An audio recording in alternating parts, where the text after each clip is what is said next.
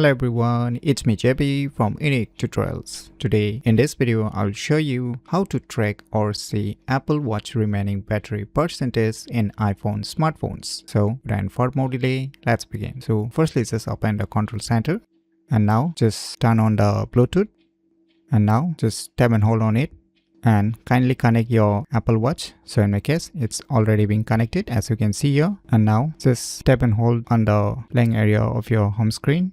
Now just click on this edit option. Now just click on this add widget and now just scroll down below and click on this batteries. Now just swipe it and select this respective widgets. Just click on this add widget.